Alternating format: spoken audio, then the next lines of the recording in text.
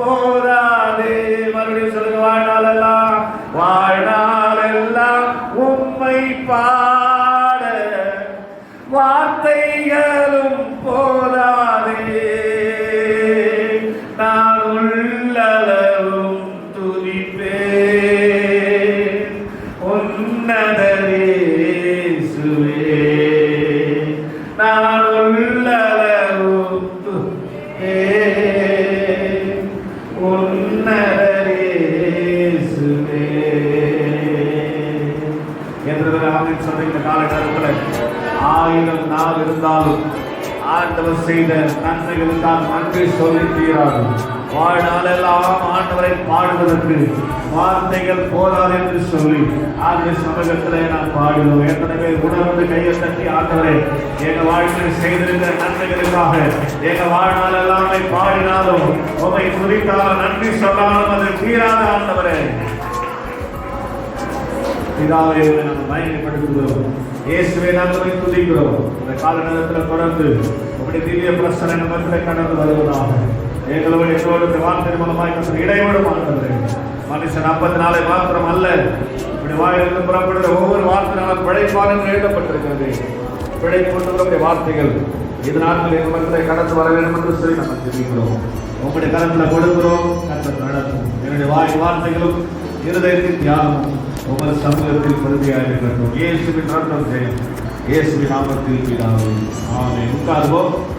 ஆண்டுடைய நாமத்தினாலே இந்த நாட்களே நாம் ஆண்டுடைய வேத வசனங்களை கொஞ்சம் ஆழமாக சிந்திக்கும்படியாக ஆண்டவர் கிருபை பாராட்டி நம்மை ஆண்டவர் வேத வசனத்தின் ஆழங்களுக்குள்ளாக நடத்தி கொண்டிருக்கிறதுக்காக நான் ஆண்டவருக்கு நன்றி சொல்கிறேன். கடந்த மாதத்தில் மத்தேயு சுவிசேஷம் 7வது அதிகாரம் 7வது வசனத்தின் முதல் பகுதியை 2 வாரங்களாக மத்தியிலே பல காரியங்களை குறித்து ஆவியானவர் துணையோடு கூட மத்தியில் பேசுவதற்கு ஆண்டவர் கிருபை செய்தார். எத்தனை பேருக்கு அது பிரயோஜனமா இருந்தது எனக்கு தெரியல. எத்தனை பேர் அதை ஃபாலோ பண்றீங்கன்னு எனக்கு தெரியல. எத்தனை பேர் அதை மனதில் வைத்து செயல்படுத்துகிறீர்கள் என்று தெரியல. ஸ்தோத்திரம். ஆனாலும் சொல்ல வேண்டியது என்னுடைய கடமையா இருக்கிறது. பவுல் அழகா சொல்றாரு, சமயம் வாய்த்தாலும் வாய்க்காவிட்டாலும் வேத வசனத்தை தைரியமாய் பிரசங்கம் பண்ணு. ஆமென். ஆமா, சமயம் நமக்கு இப்ப நல்ல வாய்களை பிரசங்கம் பண்றதுக்கு இருந்தாலும் பாருங்க, உங்களுக்கு அவசியம் என்று சொல்லி பரிசுத்த ஆவியானவர் அவருடைய வசனங்களை நம்மோடு தெளிவாய் பேசி கொண்டிருக்கிறார். அதனால வேற அழகா சொல்லுது, காது உள்ளவன்.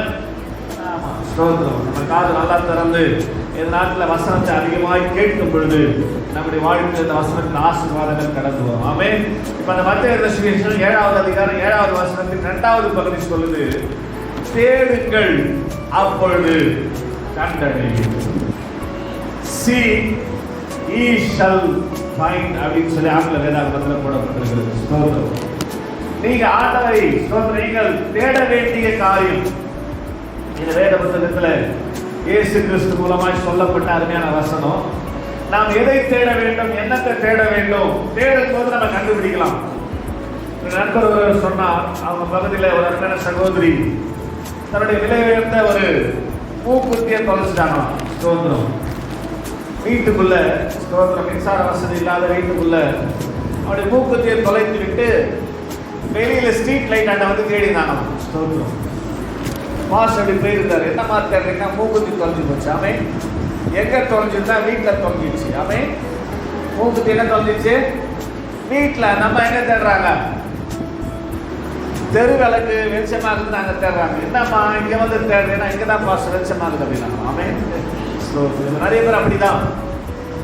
என்ன தேடணும், எதை தேடணும் தெரியாமையே தேடி தேடி ஆத்துமாக்கள் சோர்ந்து போகும்படியாய் வாழ்ந்து கொண்டிருக்கிற ஜனங்கள் மத்தியிலே நாம் வாழ்ந்து கொண்டிருக்கிறோம்.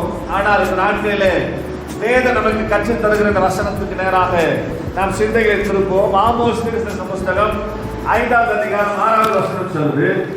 ஆமோஸ் தீர்க்கதரிசன புஸ்தகம் 5வது அதிகாரம் 6வது வசனத்துல நீங்க எதை தேட வேண்டும் என்று சொல்லி அந்த ஆமோஸ் தீர்க்கதரிசி மூலமாய் ஆண்டவர் தெளிவாக எழுதி வைத்திருக்கிறார். சத்தமா ஒரு வாசிப்போம். ஆமோஸ் தீர்க்கதரிசன புஸ்தகம் 5வது அதிகாரம் 6வது வசனம். கர்த்தரை தேடுங்கள். அல்லேலூயா சொல்லுங்க. அல்லேலூயா. எதை தேடணும்? எதை தேடணும்? தேடுங்கள் கண்டடைவீங்கன்னு சொன்னாரு. எதை தேடணும், யாரை தேடணும்னு சொல்லி இதே வேதவசனம் நமக்கு கற்றுக் கொடுக்கிறது. கர்த்தரை தேடுங்கள்னு முடியாம அந்த வசனம் பக்கத்துல ஒரு காரியத்தையும் சேர்த்து எழுதி வச்சிருக்கார் பரிசுத்தாவின். என்ன தெரியுமா? அப்பொழுது பிழைப்பீர்கள். தேட வேண்டியது ஆண்டவருடைய சமூகத்தில் ஆண்டவரை நாம் தேட வேண்டும் என்று இருந்தாலும் நமக்கு பிழைப்பு உண்டாக வேண்டுமானா நீங்கள் நானும் கர்த்தரை தேடித்தான் ஆக வேண்டும். ஆமென். ஆமா, இன்றைக்கு ஆண்டவரை தேட முடியாம இது இவ்வளவு இடம் காலியா இருக்குது நம்முடைய விசுவாச மக்களுக்கு. அதனால அவங்களுக்கு பிழைப்பு எப்படி வரணும்னு தெரியல. ஆத்மா பிழைக்கிறதுக்கு வாய்ப்பே கிடையாது. ஆத்மாக்கெல்லாம் செத்து போய் ஸ்தோத்திரம் ஆளுடைய வருகையில ஆண்டவர் யார் என்று தெரியாத மறுதளிக்க போற ஒரு கூட்டமாய் மாறிக்கொண்டிருக்கிறார்கள். கர்த்தர் சித்தமான சீக்கிரமா இந்த பின்மாற்றத்தை குறித்து கர்த்தருடைய வார்த்தையை நான் ப்ரிப்பேர் பண்ணிட்டு இருக்கிறேன். அது ஒரு மத்தியில கொண்டு வரும்படி இருக்கிறேன். அது ஒரு 6 வாரம் பேசுவேன் கர்த்தர் சித்தமானா. இதுல இன்னொரு பகுதி இருக்குது ஸ்தோத்திரம். அதே ஒரு மத்தியில பேச வேண்டி இருக்கிறதுனால ஸ்தோத்திரம் நான் அந்த செய்தியை பின்பதாக வைத்திருக்கிறேன். உங்க வீட்டில் இருக்கிறவங்க புத்தி சொல்லுங்க. இது ஒரு நல்ல நேரம், நல்ல காலம் ஆண்டவரை தேடுவதற்கு நாம பிழைக்கணும். அப்படின்னா ஸ்தோத்திரம் நம்ம ஆண்டவரை தேட வேண்டி இருக்கிறது என்று சொல்லி அவர்கள் அறிவு சொல்லி தேவ சமூகத்தை கொண்டு வர வேண்டும். அதில் சொல்லுங்க அல்லேலூயா. அப்ப நாம் தேட வேண்டிய ஒரு காரியம் ஆண்டவரை கண்டுபிடிக்கும்படியாக. கர்த்தரை தேடுவது எதற்காக? அவரை கண்டுபிடிக்கணும். ஆனா இவ்வளவு வாரம் கிட்டத்தட்ட இன்னைக்கு 25-26 வாரமாக கர்த்தரை நாம் தேடிக்கொண்டுதான் இருக்கிறோம். பல ஆண்டுகளாக கர்த்தரை தேடிக்கொண்டுதான் இருக்கிறோம் என்று சொன்னாலும் நாம் இன்னும் கர்த்தரை கண்டுபிடிக்கல. ஆண்டவரை கண்டுபிடிச்சிருந்தா நம்மால ஆண்டவரை பார்க்காம இருக்கவே முடியாது. 1993 ஆண்டவரை கண்டுபிடிச்சேன் தேடி ஸ்தோத்திரம். அன்னில இது வரைக்கும் நான் ஆண்டவரை மறக்கத்தே கிடையாது ஸ்தோத்திரம். அவரை பார்க்காம இருக்கிறதே கிடையாது ஸ்தோத்திரம். ஆசையா அவருடைய சமூகத்துல உயிரை ஒண்ணு தான் ஸ்தோத்திரம். ஆண்டுடைய சமூகத்துல தான் செத்து போனோம் தான் எனக்கு ஆசையே ஸ்தோத்திரம். அவரை பார்க்காம என்னால இருக்க முடியல ஸ்தோத்திரம். அதனாலதான் நான் பழைக்கிறேன். அதில் சொல்லுங்க அல்லேலூயா. அப்ப ஆண்டவரை தேடிக்கொண்டிருக்கிறோம். ஆனால் ஆண்டு வார்த்தைப்படி நாம் கண்டடையாமல் இருக்கிறோம். காரணம் என்ன தெரியுமா? ஏசாயா தீர்க்கதரிசன புத்தகம் 55வது அதிகாரம் 6வது வசனம் சொல்லுது.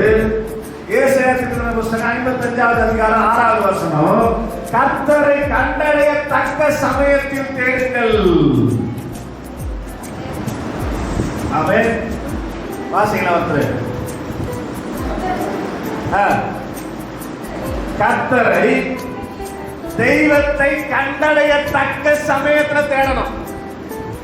அவர் சமீபமாக இருக்கையில் அவரை நோக்கி கூப்பிடணும் ஸ்தோத்திரம். ஆண்டவரை கண்டடையத்தக்க சமயத்துல தேடும் போதுதான் அவரை கண்டடைய முடியும். அப்படிதான் நல்ல சொல்லுங்க அல்லேலூயா. அந்த நேரத்துல ஒரு டைம் வச்சுக்கிறாரு.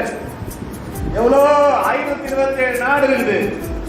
எல்லா தேடுகிற ஜனத்துக்கு அவர் கடந்து போய் காட்சி அளிக்கணும் அப்படின்னா ஒரே டைம் ஆமா இது ஸ்தோத்திரம். அதனால நல்லா பார்த்து ஒரு டைம் வச்சிருக்கலாம். இந்த டைம்ல தேடினாதான் அவரை கண்டுபிடிக்க முடியும் அப்படின்னு சொல்லி, அப்ப அந்த டைமை சரியா நம்ம பயன்படுத்தினாதான் ஆண்டவரை கண்டுபிடிக்க முடியும் ஸ்தோத்திரம். எத்தனை பேருக்கு ஆண்டவரை கண்டுபிடிக்கணும்னு ஆசை இருக்கு எனக்கு தெரியல ஸ்தோத்திரம். நீங்க கண்டுபிடிச்சிட்டீங்கன்னா உங்க வாழ்க்கையே மாறிடும் தலைகீழா. உடனே நம்ம கண்டுபிடிக்கல அதில் சொல்ல நல்ல ஸ்தோத்திரம். அவரை ஸ்தோத்திரம் கண்டுபிடித்து விடுவோமானால் நம்முடைய வாழ்க்கையில தலைகீழாய் புரட்டி போட்ட ஒரு அனுபவம் ஸ்தோத்திரம் நம்முடைய வாழ்க்கையில கடந்து வரும் என்பதை நாம் மறந்து போகக்கூடாது. அப்ப வசனம் அழகா சொல்லுது, ஆண்டவரை கண்டடையத்தக்க சமயம் எது தெரியுமா? நீதிமொழிகளின் புஸ்தகம் 8வது அதிகாரம் 17வது வசனம் சொல்லுது. நீதிமொழிகளின் புஸ்தகம் 8வது அதிகாரம் 17வது வசனத்துல வாசிக்கிறோம்.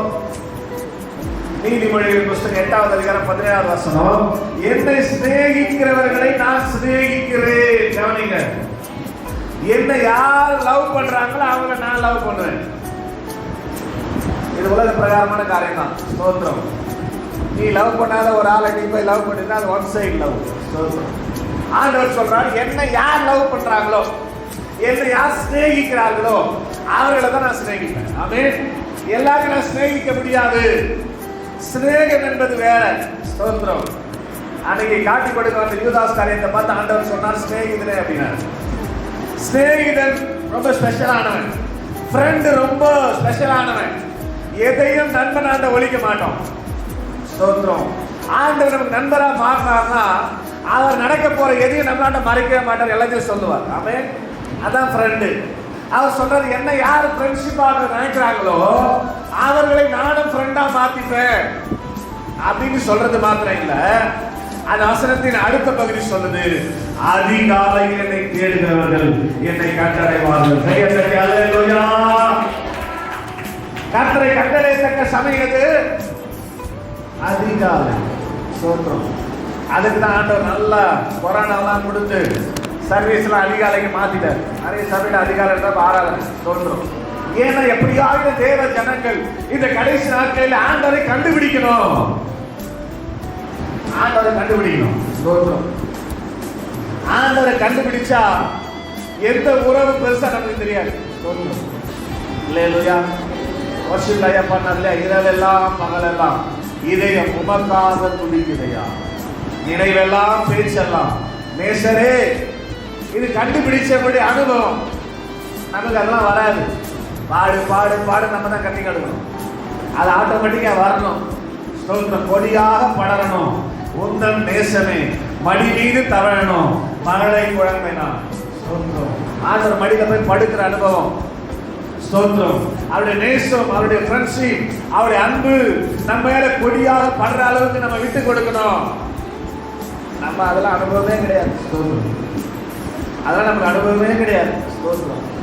நானும் ஆராதனைக்கு வந்தேன், மாஸ்டர் கேட்பாரு ஏதோ ஆராதிச்சு போனோம்னு சொல்லி நம்ம வண்டியை ஓட்டுக்கிறோம். ஆனா வேதம் தெளிவா சொல்லுது, ஆண்டவர் தெளிவா சொல்றாரு, நான் சாலமோன் ஞானி மூலமாக அதிகாலையில் என்னை தேடுகிறவர்கள் என்னை கண்டடைவார்கள். அல்லே சொல்லுங்க. அல்லேலூயா. அதனாலதான் உயிர் தெழுந்த இயேசுவை லூக்கா 24 அதிகாரம் முதல் வசனத்துல ஸ்தோத்திரம் சந்திக்கப்படியாய் அதிகாலையில மகதலேனா மரியாளும் மற்ற மரியாளும் கடந்து கல்லறைக்கு போன போது, வாசிங்க லூக்கா 24:1. வாரத்தின் முதலாம் நாள் பாத்தீங்களா, அதிகாலையில மகதலேனா மரியாளும் மற்ற மரியாளும் சலோமே என்பவர்களும் கல்லறையிடத்தில் இயேசுவை பார்க்கும்படியாய் கடந்து போனார்கள். அவ்வளவு வாஞ்சியா கடந்து போன இந்த அருமையான பிள்ளைகளை கர்த்தர் பார்த்தாரா? மார்க் என்ற சுவிசேஷம் 16வது அதிகாரம் 9வது வசனம் சொல்லுது, அதிகாலையில் ஆண்டவரை தேடினால் கண்டடைய முடியும்.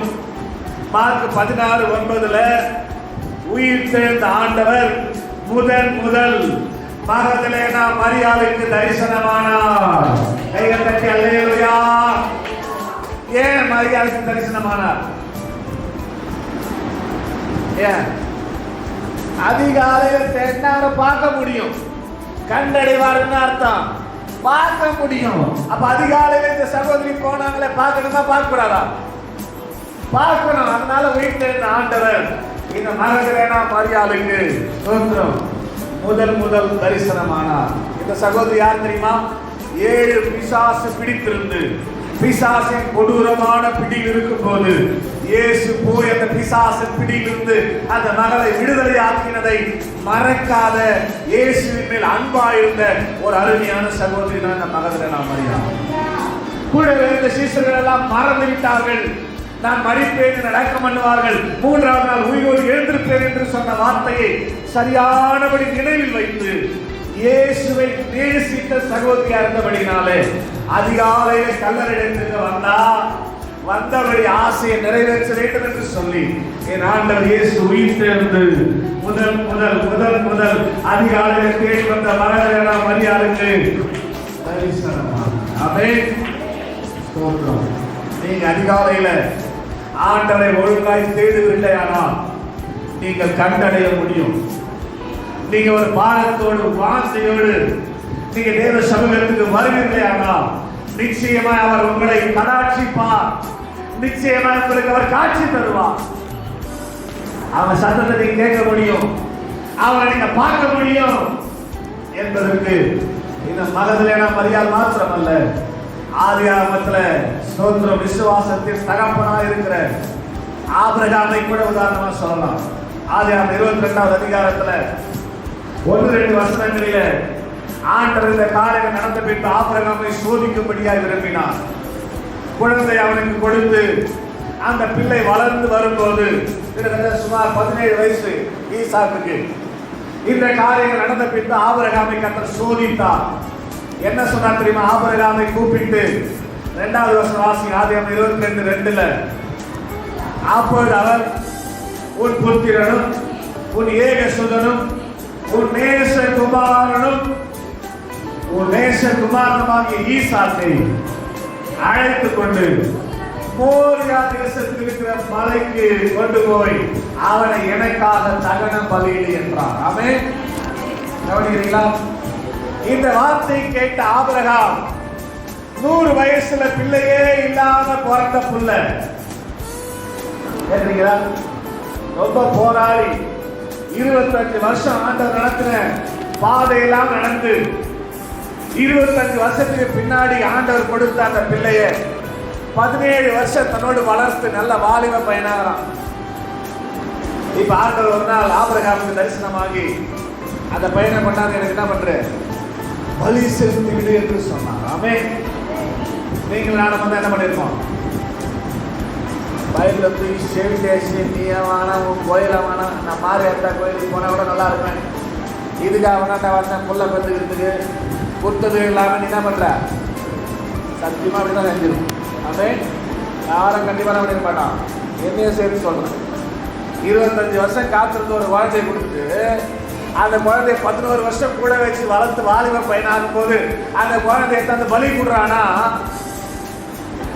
ஆனா ஆபிரகாம் அதிகமாக ஆண்டவரை நேசித்தார். நேசிக்கிறவங்க என்ன சொன்னாலும் செய்வோம். அப்படிதானே?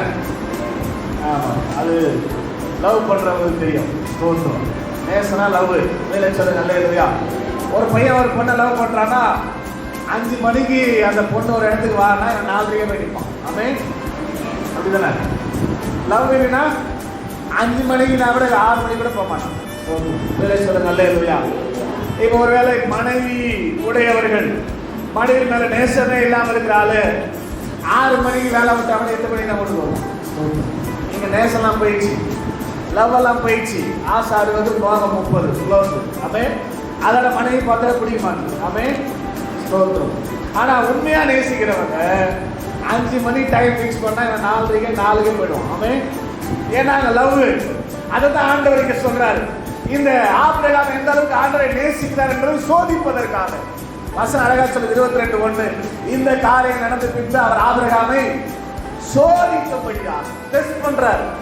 உண்மையாகவே லவ் பண்றானா, உண்மையாகவே நேசிக்கிறானா அப்படின்றத செக் பண்ணணும்னு சொல்லி ஆண்டவர் ஆபிரகாமுக்கு இந்த காரியத்தை சொன்ன போது அவன் என்ன பண்ணான் தெரியுமா? 3வது வசனத்துல அவன் அதிகாலை இருட்டோடு எழுந்து கர்த்தர் தனக்கு குறித்த இடத்துக்கு போகும்படி அவன் பிரயாணப்பட்டான். அல்லேலூயா. வேத ஆராய்ச்சியாளர் சொல்றாங்க, இந்த சங்கதியை தன் மனைவி இடத்திலும் அவன் சொல்லல.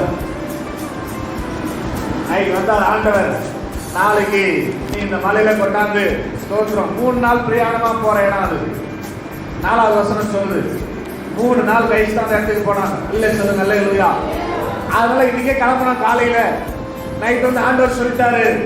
ஆண்டவரை நேசிக்கிற ஆபிரகாம் தன் மனைவியிடத்துல கூட அதை சொல்லல. ஒருவேளை சொல்லியிருந்தா அந்த அம்மா என்ன பண்ணிருக்காரு, இவனுக்கு நேசம் இருந்தா நீ போய் சாவு, யார் சொல்லியா கொடுக்க சொல்றேன் அப்படின்னு சொல்லிடுறேன். ஆமென். இதெல்லாம் ஆகி இந்த பிரச்சனையில இருந்து நம்ம வெளியே வரணும்னு நினைச்சா ஆண்டவர் கேட்டபடி ஆண்டவருடைய காரியத்தை நிறைவேற்ற வேண்டும் என்று சொன்னார். இந்த சாராளுக்கு தெரியாம போனு சொல்லி அதிகாலையில இருட்டோட எழுந்து கலைக்கு போயிட்டு. ஆமென் சொல்ல மாட்டீங்களா? அதிகாலை இருட்டோட பிரயாணப்பட்டவர்கள் 3 நாள் கழித்து அந்த இடத்துல போய் சேர்ந்தார்கள் என்று வேதம் சொல்லுது. இந்த 4வது வசனத்திலிருந்து ஸ்தோத்திரம் 9வது வசனம் வரைக்கும் அவன் போறான். போகும்போது மலைக்கு கீழே 2 வேலைக்காரரை நிறுத்திவிட்டு அந்த கழுதை மேல இருந்த கட்டை எடுத்துக்கொண்டு ஈசாக்கை அழைத்து கொண்டு அவன் ஒரு வார்த்தையை சொல்லறான், நானும் என் பிள்ளையாண்டானும் அவிடம் மட்டும் போய் தொழுது கொண்டு மீண்டும் திரும்பி வருவோம் என்றான். ஆமென். அதனாலதான் விசுவாசத்தின் தகப்பன் போறது ஆண்டவருக்காக பையனை பலி செலுத்தும்படியாக போய் பிள்ளைய பலி கொடுத்துட்டு திரும்பி பிள்ளையோட வர முடியுமா? விசுவாசமா அங்கிருந்து கொண்டாண்டான். நேசிக்கிறதுனால, ஆண்டவர் மேல நேசம் வச்சதுனால இது ஈசாக்கை பலியிடும்படி கொண்டு வந்தவன் கீழே ஒரு விசுவாச அறிக்கை செய்யறான். நானும் என் பிள்ளையாண்டாலும் அவிடம் மட்டும் போய் பொழுது கொண்டு மீண்டும் இதுதான் விசுவாசம். நல்ல போனா பலிபீடத்தை கட்டினா, கட்டைகள் எல்லாம் அந்த பலிபீடத்துக்கு மேல அடுக்கி ஈசாக்குடைய கையை கட்டி பின்னாக ஸ்தோத்திரம் அந்த கட்டையின் மேல அந்த ஈசாக்கை படுக்க வைத்தது மாத்திரமல்ல, கத்தி எடுத்து ஓங்கி அந்த ஈசாக்கை பலி செலுத்தும்படியாக குத்தும்படி போகும்போது 10வது வசனத்துல ஆபிரகாமே ஒரு பிள்ளையாண்டாங்க கையை போடாதே என்ற ஒரு சத்தத்தை கேட்டான். அவன் நல்ல கையை தரமான அதிகாலையில இருட்டோட மோரியா மலைக்கு போன ஆபிரகாமோடு கர்த்தர் பேசுவார், கர்த்தர் காட்சியளிப்பார், கர்த்தர் கடாட்சிப்பார் என்றால் இதே நாட்களிலே இதே அதிகாலையிலே தேவ சமூகத்துக்கு வருகிற உங்களை ஆண்டவர் கடாட்சிப்பாரா கடாட்சிக்க மாட்டாரா? ஒரு ஸ்பெஷல் ஒன்று சொல்றேன். இந்த மோரியா மலையில ஈசாக்கை பலியிடப்படும்படியாய் கட்டப்பட்ட அந்த பலிபீடத்துல தான் சாலமோன் தேவாலயத்தை கட்டினார். ஆமே சொல்லுங்க. அல்லேலூயா. ஆபிரகாம் போய் பலியிட்டார் பாருங்க. பலியிடும்படியாக பலிபீடத்தை கட்டினாரு. அதே இடத்துலதான் முதல் தேவாலயம் கட்டப்பட்டது. அப்படியானால் தேவாலயம் இருக்கிற இடத்துல தேவாலயத்துல இருந்து கர்த்தர் உங்களை கூப்பிடுவார்.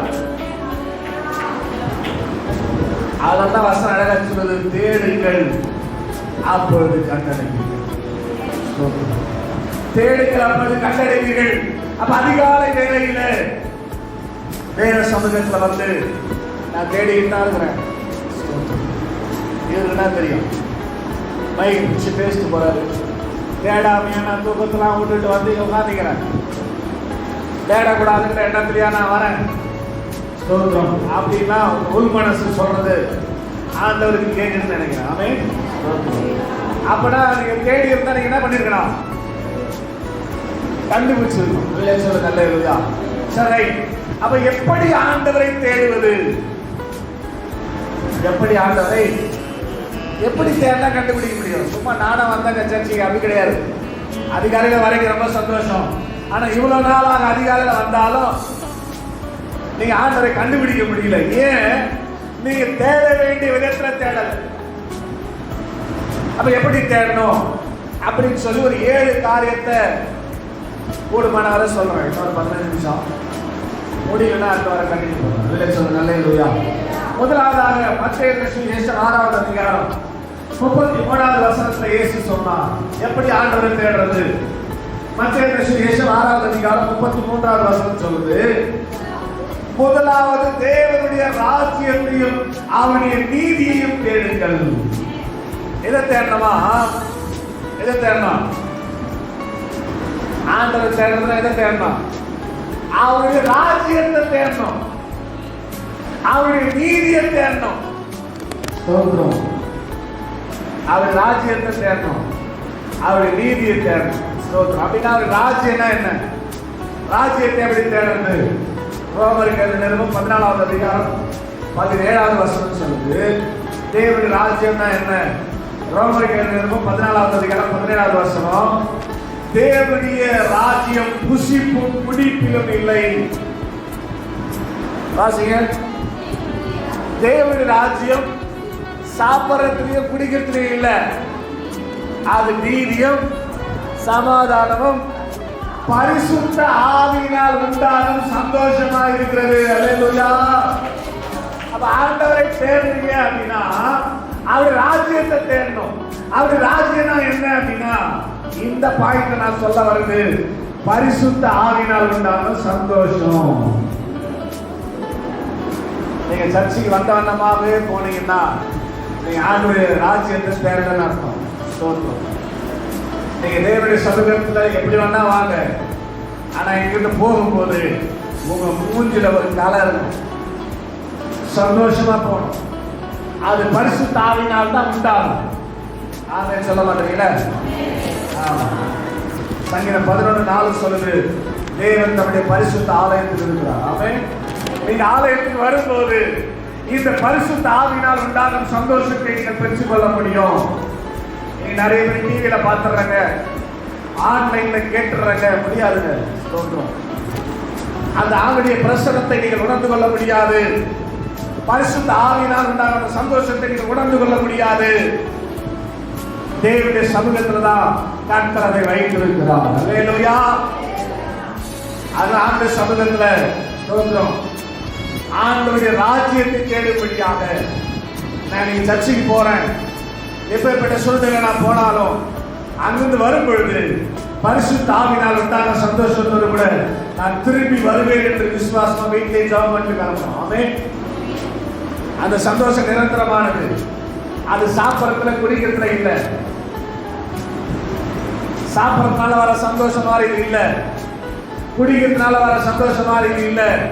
இது நிரந்தரமானது. நிரந்தரமானது. ஒரு ஆமென் சொல்ல மாட்டீங்களா? தாவீது அழகா சொல்லுவான். ஸ்தோத்திரம். சங்கீதம் 51:11-14 உம்முடைய ரட்சகத்தின் சந்தோஷத்தை திரும்ப எனக்கு தாரும் ஆண்டவரே. அதை தர வேண்டுமானால் உம்முடைய உற்சாக ஆவி என்னை தாங்க வேண்டும் என்று சொல்லுகிறார்.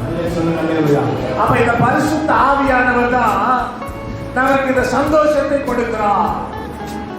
அப்ப நீங்க வரும்போது இந்த பரிசுத்த ஆவியினால் உண்டாகும் சந்தோஷத்தை நான் அதிகமாக அனுபவிக்கணும், அதிகமாக நான் பெற்றுக்கொள்ளணும் அப்படின்ற சிந்தையோடு நான் கடந்து வரும்போதுதான் நமக்கு ஆசீர்வாதமா இருக்கும். அதே சொல்லுங்க அல்லேலூயா. சத்தமா சொல்லுங்க அல்லேலூயா. அதனால முதலாவது தேவனுடைய ராஜ்யம் என்னது? பரிசுத்த ஆவியினால் உண்டான சந்தோஷம். இந்த பிரசங்கர் காமெடி பண்டத்துல வரவில்லை. பரிசுத்த ஆவியினால் உண்டான சந்தோஷம். உங்களுக்கு அந்த பரிசுத்த ஆவி கிரியை செய்யும் போது உங்களுக்கு ஒரு சந்தோஷம் வரும் பாருங்க. அதை நீங்கள் பெற்றுக்கொள்ளும்படியாக கடந்து வர வேண்டும். அல்லேலூயா. நீதினா என்ன? ஏசாயா 32வது அதிகாரம் 17வது வசனம் சொல்லுது. ஏசாயா 32வது அதிகாரம் 17வது வசனத்துல வாசிக்கிற போது ஆண்டவருடைய நீதி எதை தேட சொன்னா அப்படின்னா, ஏசாயா 32:17 நீதினா என்ன தெரியுமா? சமாதானம்.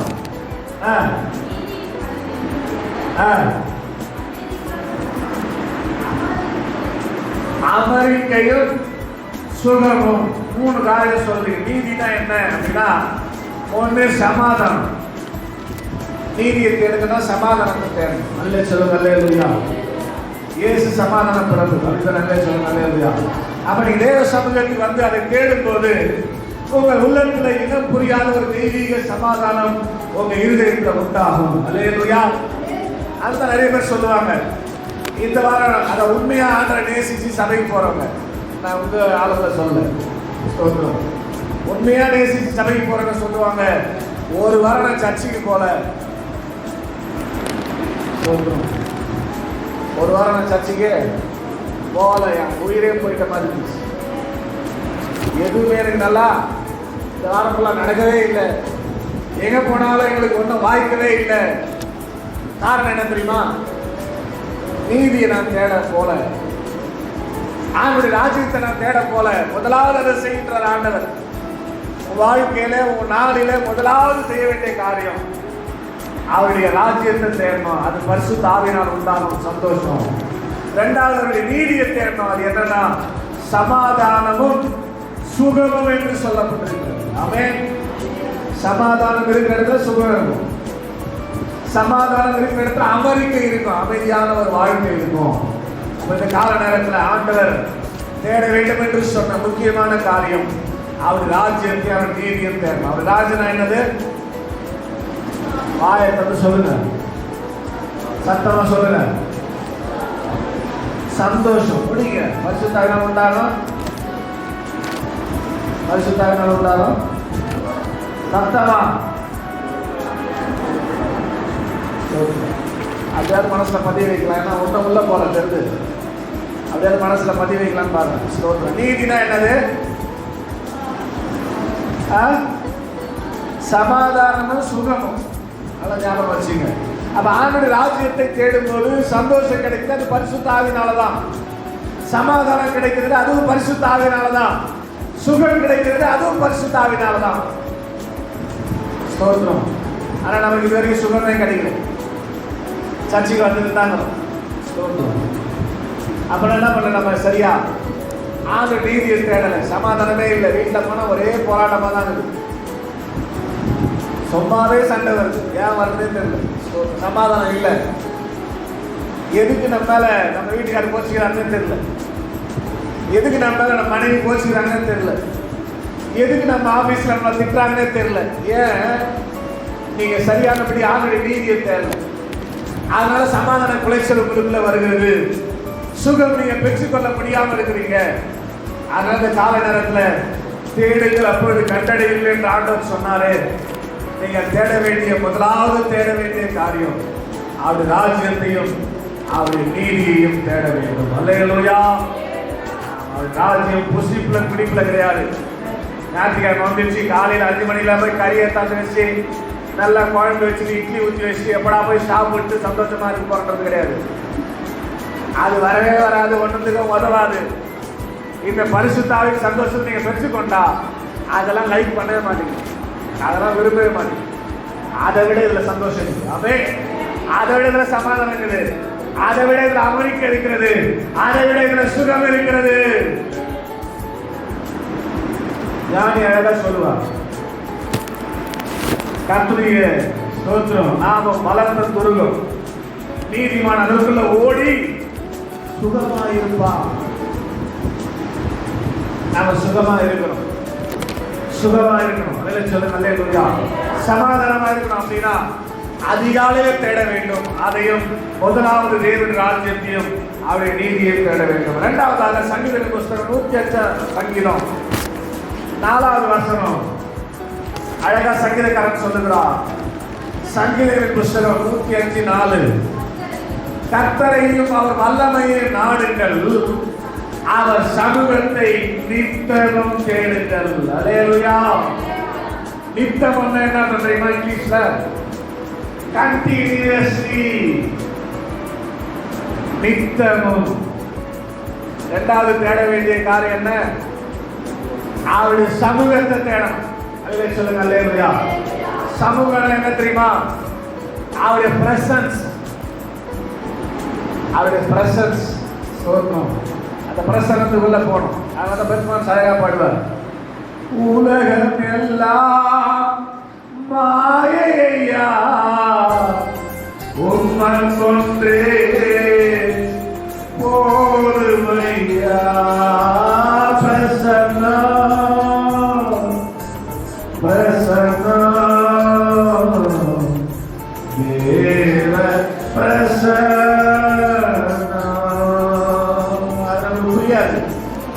நம்ம அனுபவிக்கிறதே கிடையாது. அந்த பிரசனத்துக்குள்ள போயிட்டா, தேவ பிரசனத்துக்குள்ள போயிட்டா நமக்கு பசி எடுக்காது, எந்த நிலைமை வராது. ஆண்டவருடைய பிரசனம் நம்மை ஆட்கொள்ளுமானால் நம்ம சரீரத்தில் வியாதியே வராது. அதனாலதான் சங்கீதக்காரன் சொல்லுகிறார், அவருடைய சமூகத்தை அவருடைய பிரசனத்தை நித்தம் தேடுங்கள், கண்டினியூஸ்லி தேடுங்கள் என்று சொல்லுகிறார். நம்ம அதை தேடுறோமா? அவருடைய பிரசனத்தை தேடுறோமா? அவருடைய பிரசனத்தை தேடுறோமா?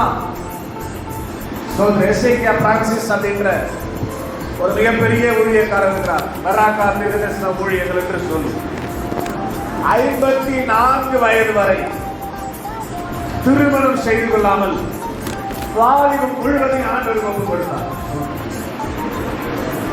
அவருடைய வாலிபத்தில் ஆண்டவரை ஏற்றுக்கொண்டு அநேக வாலிபர்களை கிறிஸ்துவுக்காக எழுப்ப பண்ணினவர், கிறிஸ்துவுக்காய் நிலைநிறுத்தினவர் இந்த தீர்க்கதரிசி எசேக்கியா பிரான்சிஸ் அவர்கள். இப்படி 54 ஆண்டுகள் தன்னுடைய இளமையை பாதுகாத்து, தன் வாலிபத்தை பாதுகாத்து ஆண்டவருக்காய் வாழ செய்தது எது தெரியுமா? என்னை நடக்கிறது எது தெரியுமா? என்னை இப்படி பரிசுத்தமாய் வைத்தது எது தெரியுமா? ஆண்டவருடைய பிரசன்ஸ் ஆஃப் காட். ஹalleluya.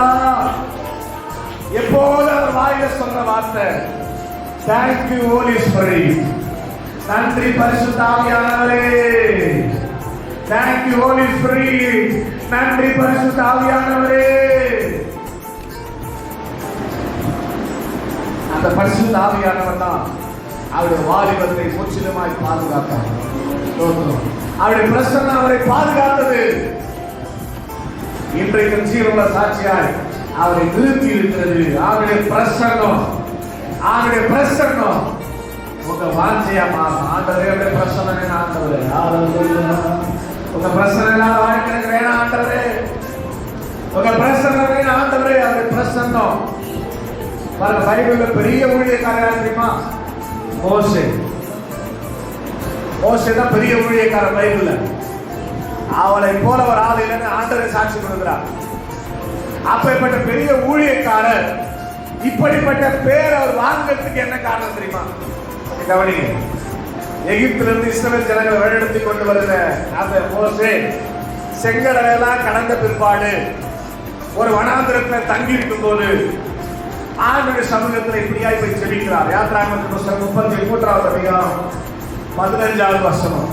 யாத்திராகமத்தின் புத்தகம் 33வது அதிகாரம் 15வது வசனத்தை வாசிக்கிற பொழுது, ஆண்டவரே உம்முடைய சமூகம் எங்களை நடத்தாவிட்டார், உம்முடைய சமூகம் எங்களுக்கு முன் செல்லாவிட்டார், நீர் எங்களை இவ்விடத்திலிருந்து புறப்பட பண்ணாதிரும். உன் பிரசன்னம் எனக்கு முன்னாடி போலினா, உங்க பிரசன்ஸ் எனக்கு முன்னாடி போலினா இங்கிருந்து நாங்க புறப்பட்டு போகவே. அவரு பயங்கரமா பண்ணார். 10 வாதைகளை எகிப்துல பயங்கரமா பண்ணார். ஒரே ஒரு கோலை வச்சு செங்கடலை பிளந்து விட்டார். இவ்வளவு வல்லமை இருக்கிற அவரு இந்த வல்லமையை வச்சே நான் இவர்களை கொண்டு போய் கானானிலே சேர்த்து விடுவேன் என்று போல. கவனிக்கிறீங்களா? அவர் அதை காட்டிலும், அவருக்கு கொடுக்கப்பட்ட வரங்களை காட்டிலும், அவருக்கு கொடுக்கப்பட்ட கிருபைகளை காட்டிலும், ஆண்டவரே உங்களுடைய பிரசன்னம் தான் எனக்கு வேண்டும், உங்களுடைய பிரசன்னம் தான் எனக்கு முன் செல்ல ஆண்டவர் என்று சொல்லி அவன் ஜெபித்த ஜெபத்தின் வாஞ்சையை பார்த்த ஆண்டவர் யாத்திராகமம் 33:14 சொன்னார், என் சமூகம் எப்போது உனக்கு முன்பாக செல்லும், நான் உனக்கு முன்னே போய் உனக்கு இளைப்பாறுதல் தருவேன் என்றார். நம்ம ஜெபத்தில் இருக்கணும், ஆண்டவரே இல்லை நான் வேலைக்கு போறேன், உங்களுடைய சமூகம் எனக்கு முன் செல்லாவிட்டா நான் வேலைக்கே போக மாட்டேன். ஆமென். உன் சமூகம் நடத்தப்பா, நீங்க நடத்துங்க ஆண்டவரே சொல்லி ஜெபம் பண்ணி பாருங்க. ஆண்டவர் சந்தோஷப்பட்டு, அப்படியா சகோதரி, கண்டிப்பா அவனுக்கு முன்னாடி நான் போவேன்னு சொல்லி ஆண்டவருக்கு முன்னாடி போவார். அல்லேலூயா. ஏதோ நான் முன்னாடி போறேன்னு சொல்லிட்டு ஆண்டவர் விட்டு இல்ல, அந்த வார்த்தையை நிறைவேற்றினார். யாத்திராகமத்தின் புத்தகம் 40வது அதிகாரம் கடைசி 4 வசனங்களை வாசிப்புகளே. ஆனால் பகலிலே மேகஸ்தம்பமாக எழும்பி சூரியனுடைய அந்த ஒளி கதிர்கள் ஜனங்களை தாக்காதபடிக்கு மேகமாக மறைத்தார். ஆமென். முன்னாடி போறாரு. சூரிய வெயில் அடிக்குது. 6 வயசுல இருந்து ஸ்தோத்திரம் 60-70 வயசு கிழவெல்லாம் போயிருக்கிறாரு. சூரிய வெயில்னால ஜனங்கள் சாகக்கூடாது, சூரிய உஷ்ணம் அவர்களை தாக்கக்கூடாது என்று சொல்லி பகலில மேகமாக, இப்பெல்லாம் மேகம் போட்டு மாதிரி பாருங்க, மழை வர மாதிரி சூரியனே காண பாருங்க. அது மாதிரி அந்த இஸ்ரவேல் ஜனங்கள் பிரயாணப்படும் போது பகலிலே மேகஸ்தம்பமாக போனார். ஆமென். இரவுல பாத்தீங்கன்னா குளிரா இருக்கும். ஸ்தோத்திரம். இரவிலே குளிரா இருக்கும், ஜனங்கள் நடந்து போக முடியாது என்பதற்காக இரவிலே அவர்களை வழி நடத்துவதற்காக அக்கினி ஸ்தம்பமா போனார். நெருப்பதை ஏற்றிட்டு போவோம் முன்னாடி, ஜனங்க குளிராக போவாங்க. ஆமென். எவ்வளவு நல்ல ஆண்டவர் பாருங்க. மோசேக்கு வாக்கு கொடுத்தார், சமூகம் கண்டிப்பாக உனக்கு முன்னாடி செல்லுன்னு சொன்ன ஆண்டவர் அதை இஸ்ரவேலுடைய வாழ்க்கையில இந்த மோசேயின் ஜெபத்தின் மூலமாக நிறைவேற்றி காண்பித்த அதே ஆண்டவர் இன்றைக்கு உங்களை பார்த்து சொல்றாரு, அவருடைய சமூகத்தை நித்தமும் நீங்கள் தேட வேண்டும். அல்லேலூயா. அவர் பிரசன்னத்தை நித்தமும் தேட வேண்டும். அவருடைய பிரசன்னத்தை நீங்கள் வாஞ்சிக்க வேண்டும். ஒரு பட்சம் அழகா பாடுறார், பிரைஸ் தி லார்ட், ஹalleluya. என் வாழ்க்கையெல்லாம் ஒரு பிரசன்னத்திலே என்னாலும் கடந்திட வேண்டும். உங்க பிரசன்னம் எத்தனை இன்பம், உங்க சமூகம் எத்தனை இன்பம். அனுபவம் தெரியும். அனுபவிச்சதான் புரியும். அவருடைய சமூகம் இல்லாம நீங்க எங்க போனாலும், அவருடைய பிரசன்ஸ் இல்லாம எங்க போனாலும் உங்களுக்கு ஜெயம் இல்லை, வெற்றி இல்லை. அதனால நீங்க செய்யணும் எப்போதும் ஆண்டவராகிய பரிசுத்த ஆவியானவரே உங்களுடைய பிரசன்னம் வாய் எப்பவும் என்னதான் வரணும்? பரிசுத்த ஆவியானவரே. என்ன பரிசுத்த ஆவியுடைய காலம், வாய் எப்போதும் பரிசுத்த ஆவியானவரை துதிச்சுக்கிட்டே இருக்கும். பரிசுத்த ஆவியானவரே அவரையே செஞ்சு பாருங்களேன். உங்களையே அறியாத ஒரு மேகம் உங்களை மூடி பாதுகாத்துக் கொள்ளும். எதுக்கு நீங்க பயப்பட வேண்டிய அவசியம் இருக்காது. பகலில் பறக்கும் அம்புக்கும், இருளிலே நடமாடும் கொள்ளை நோக்கும், மத்தியானத்தில் பாழாக்கும் சங்காரத்துக்கு நீ பயப்பட வேண்டிய அவசியம் இல்லை. ஏனென்றால் உன்னதமானவரின் மறைவில் நீ இருக்கும் போது அதுதான் பிரசன்னம், அதுதான் சமூகம். அதனாலதான் சங்கீதக்காரர் அழகா சொல்றாரு, அது சமூகத்தை நித்தமும் தேடி. இதுவரைக்கும் அப்படிப்பட்ட அனுபவம் நமக்கு இருக்குதா? எத்தனை பேர் உண்மையா மனசாட்சி தொட்டு ஆண்டவரே அப்படியே பிரசன்னம் நடத்தணும்னு ஜெபம் பண்ணிக்கிறீங்க? கிடையாது. ஜெபம் பண்ணி தான் சர்ச்சில் ஜெபம் பண்ணிருக்கீங்களா? ஸ்தோத்திரம். அவருடைய ராஜ்யத்தை, அவருடைய நீதியை தேடி இருக்கீங்களா? அப்படி தேடுறீங்களே, ஆனால் நீங்க கண்டடைய முடியும். அப்படி தேடாதனாலதான் இது வரைக்கும் நம்ம என்ன பண்ண முடியல, கண்டுபிடிக்க முடியல. காலம் ஓடினே தோன்றும். ஒரு பார்க்காத ஒரு ஆண்டவரை, ஒரு பார்க்காத தெய்வத்தை குருட்டுத்தனமா நம்ம ஆராதிப்பது ரொம்ப தப்பு. ஆமா, குருட்டுத்தனமா ஆராதிப்பது ரொம்ப தப்பு. ஆமா, நாளைக்கு அல்லது அடுத்த வாரமே இங்க வந்து 2 பேர் வெளியே நின்று பைக்ல பிடிக்கிட்டு என்ன போற, எங்க போற, என்ன பண்ண போற அப்படின்னு சொல்லி வெளியே கேட்டா நீ ஆண்டவரை பார்த்துருந்தா தைரியமா சொல்ல முடியும். ஆமே, நான் ஜீவனோடு கூட இருக்கிறேன், உயிரோடு இருக்கிற இயேசுவை ஆராதிக்க போறேன். ஸ்தோத்திரம். இப்ப நான் போய் பேசுவேன், அவர் என்னோட பேசுவா. அதிகாலையில் அவரை தேடி போயிருக்கிறேன், வந்திருக்கிறேன், அவர் என்னோட பேசுவா அப்படின்னு சொல்லி உங்களுக்கு அந்த விசுவாச வைராக்கியம் வரணும் அப்படின்னு சொன்னா நீங்க அவருடைய சமூகத்தை நித்தமும் தேடுகிறவர்களாக உங்களை அர்ப்பணிக்க வேண்டியது அவசியமான ஒரு காரணம். அதனால ஏதோ முடிக்கிற டைம் ஆகி போச்சு. ஸ்தோத்திரம். கர்த்தர் சித்தமானால் 3வது வாரம் தொடர்ச்சி கேட்போம். மிஸ் பண்ணாத வாங்க. இது உண்மையாக பிரயோஜனமா இருக்குன்னா 3வது வாரம் வாங்க. தொடர்ந்து வாரம் வந்தீங்கன்னா தான் உங்களுக்கு ரொம்ப ஆசீர்வாதமா இருக்கும். அதிலே சொல்லுங்க. அல்லேலூயா. அதனால் ஆளுடைய வார்த்தை அழகா சொல்லுது. மத்தேயு 7:7 இயேசு சொன்னார், தேடுங்கள் அப்பொழுது கண்டடைவீர்கள் என்று சொல்லி. அதனால் அந்த காலை நேரத்தில் நாம் கர்த்தரை தேடும் போது அவரை கண்டடைகிறோம் என்று சொல்லி மகதலேனா மரியாதையும் பழைய ஏற்பாட்டில் ஆபிரகாமையும் உங்களுக்கு உதாரணமாய் சொன்னேன். அப்ப நம்முடைய வாழ்க்கையை நம்ம கண்டுபிடிக்க முடியாமல் இருக்கிறதுக்கு காரணம் என்ன? இன்னும் இந்த நல்ல ஆண்டவரை உயிரோடு இருக்கிறேன்னு சொல்றாரு, அந்த ஆண்டவரை இன்னும் நான் பார்க்காம இருக்கிறதுக்கு காரணம் என்ன அப்படின்னா சரியானபடி நாம் தேடாதபடினாலதான். எப்படி சரியானபடி தேடுவது? நம்பர் 1, மத்தேயு 6:33 படி அவர் ராஜ்யத்தையும் அவருடைய நீதியையும் தேட வேண்டும். அவர் ராஜ்யம் என்ன? அது பரிசுத்த ஆவியினால் உண்டான சந்தோஷமா இருக்கிறது. அவர் நீதி என்ன? சமாதானமும் அமெரிக்கையான சுகமா இருக்கிறது. அதை நாம் தேடுகிறோமா? அதை நாம் வாஞ்சிக்கிறோமா? சற்று யோசிப்போம். 2வதாக 105:4 வாசிச்சோம், அவருடைய சமூகத்தை நித்தமும் தேடுங்கள். Continuously seek the presence. அவருடைய presence கண்டினியூஸா. சும்மா பைபிள் வச்சுட்டு நீங்க சர்ச்சில் போய் ஓடி போறது இல்லை. சர்ச்சில் இருந்தாலும் சரி, வீட்டுக்கு போனாலும் சரி, நடந்தாலும் சரி, படுத்தாலும் சரி, பாட்டு பண்ணால காலையிலும் துதிப்பேன், மாலையிலும் துதிப்பேன், மதியத்திலும் துதிப்பேன், இரவிலும் துதிப்பேன், உண்ணும் போதும் துதிப்பேன், உறங்கும் போதும் துதிப்பேன், நடக்கும் போதும் துதிப்பேன். நம்ம எப்போது என்ன இருந்தா ஆண்டவரை உயர்த்துவதில், ஆண்டவரை துதிப்பதில், அவருடைய பிரசனத்துக்குள்ள இருப்பதிலேயே நம் நேரத்தை செலவழிக்கும் போது நம்முடைய சிந்தெல்லாம் மாறாது, நம்முடைய எண்ணெல்லாம் மாறாது, வேற சிந்தைக்கு போவாது, உலக ஆசைகளுக்கெல்லாம் போவாது, உலக இச்சைக்கெல்லாம் போவாது. ஆண்டவருக்குள்ள நம்ம அர்ப்பணிக்கும் போது, ஆண்டவருக்குள்ள அவருடைய சமூகத்துக்குள்ள நம்ம இருக்கும்போது நம் கால் இடராதபடிக்கு நம்மை சரியானபடி கொண்டு போய் சேர்க்க வேண்டிய இடத்துல அந்த பிரசனம் சேர்க்கும். அல்லேலூயா. அவருடைய சமூகம் சேர்க்கும். அதனால கால நேரத்தில் ஒரு முடிவு எடுப்போம். இது வரைக்கும் நான் ஒழுங்கா இதெல்லாம் செய்யலப்பா, இனி நான் செய்ய போறேன்னு சொல்றாங்க. அப்படியே பைபிள் மூடி வச்சுட்டு கண்ணை போட்டு பார்க்கலாம். பைபிள் சொல்றாங்க, கண்ணீரின் வாழ்க்கையே என் வாழ்க்கையானது, எந்த கண்ணீரை துடைப்பது நீரின்றி யாருண்டு, எந்த கண்ணீரை துடைப்பது நீரின்றி யாருண்டு. சொல்லுங்க, நீரே போதும், நீரே போதும் என் வாழ்விலே, உம்மையன்றி யாரும் இல்லை. சொல்லலாமா? நீரே போதும் என் வாழ்விலே, உம்மையன்றி யாரும் இல்லை.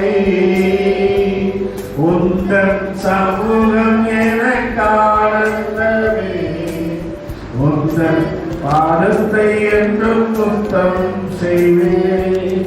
உந்தன் சமூகம் எனக்கானந்தமே, உந்தன் பாதத்தை என்றும் சுத்தம் செய்வேன். நீரே போதும், நீரே போதும் என் வாழ்விலே, உம்மையன்றி யாரும் இல்லை. நீரே போதும் என் வாழ்விலே, உம்மையன்றி யாரும் இல்லை. இதை முடிச்சுக்க உறுதியா. சமூகம் தான் எனக்கு ஆனந்தம், உடைய பிரசனம் தான் எனக்கு ஆசீர்வாதம் என்று சொல்லி அதை பிடித்துக் கொள்ளும் போது ஆண்டவர் நிச்சயமாக பிரசன்னராய் ஒவ்வொரு நாள் இஸ்ரவேல் ஜனங்களை வழிநடத்துவது போல பகலில் மேக சமமாக இரவு அக்னி சமமாக நம்மை வழிநடத்தி சமாதானமாய் சந்தோஷமாய் கொண்டு போய் சேர்க்க வேண்டிய இடத்துல சரியானபடி சேர்க்கிறவர் நல்ல ஆண்டவர் தான். நீங்கள் ஆராதிக்கிறவர்கள் நம்புகிறவர்கள் கையை தட்டி ஆண்டவரே அவருடைய பிரசனத்துக்காக அவருடைய சமூகத்துக்காக நன்றி. இதாவே நாங்கள் ஸ்தோத்திரிக்கிறோம். இயேசு நாமத்திலே நோக்கி பார்க்கிறோம். நம்முடைய சமூகங்களோடு இருக்கிறதுக்காக ஸ்தோத்திரம். இஸ்ரவேல் ஜனத்தை விட்டு வழிகளாக நடத்தி சென்ற சம்பவம் உடைய பிரசன்ன ஆண்டவரே இன்றைக்கு எங்களோடு நடக்கும்படியாக நம்ம ஒப்புக் கொடுக்கிறோம். ஆண்டவரே பரிசுத்தாவில உண்டான சந்தோஷங்கள் உண்டாகட்டும் அப்பா. நீதினால் உண்டான சமாதானமும் அமெரிக்கையான சுகங்கள் எங்களுக்கு உண்டாகட்டும். இதைத்தான் தேட சொன்னீரப்பா. அதிகாலையில இதை தேடும் போது இதை நாங்கள் கண்டுபிடிக்க முடியுமே ஆண்டவரே. கர்த்தரை கண்டடைத்தக்க சமயத்தில் தேடுங்கள், அவர் சமீபமாக இருக்கையில் அவர் நோக்கி கூப்பிடுங்கள் என்று வேதம் தெளிவாக சொல்லுதப்பா. நம்மை சரியானபடி தேடி மகதலேனா மரியாதை போல ஆபிரகாமை போல வேதத்தில் இருக்கிற அநேக பரிசுத்தவான்களை போல நாங்கள் உம்மை பார்க்கணுமே ஆண்டவரே, நாங்கள் உம்மை தரிசிக்கணுமே ஆண்டவரே, நாங்கள் உம்முடைய சத்தத்தை நேரடியாக கேட்கணுமே ஆண்டவரே. அப்படிப்பட்ட கிருபை கொடுத்து தொடர்ந்து எங்களை நடத்தபடியாக நாங்கள் சொல்லிக்கிறோம். இந்த வார்த்தை கேட்ட ஒவ்வொருவருக்கும் இந்த வார்த்தையின் ஆசீர்வாதங்கள் இயேசுவின் நாமத்தில் கடந்து போவதாக. பிதா குமாரன் பரிசுத்தாவின் நாமத்தில் உங்களுடைய பிள்ளைகளை வாழ்க்கை ஆசீர்வதிக்கிறேன். தேவ கிருபை தேவ சமாதானம் பெறுவதாக. அப்படி மற்ற ஊழியக்காரன் என் கடமை செய்தேன். இதனால் வரும் துதி கன மகிமையாவும் உமக்கே செலுத்துகிறேன். இயேசுவின் நாமத்தில் பிதாவே ஆமென். ஆண்டவரோடு பேசியிருப்பார்களா? கரங்களை தட்டி ஆண்டவரை மகிமைப்படுத்துங்கள்.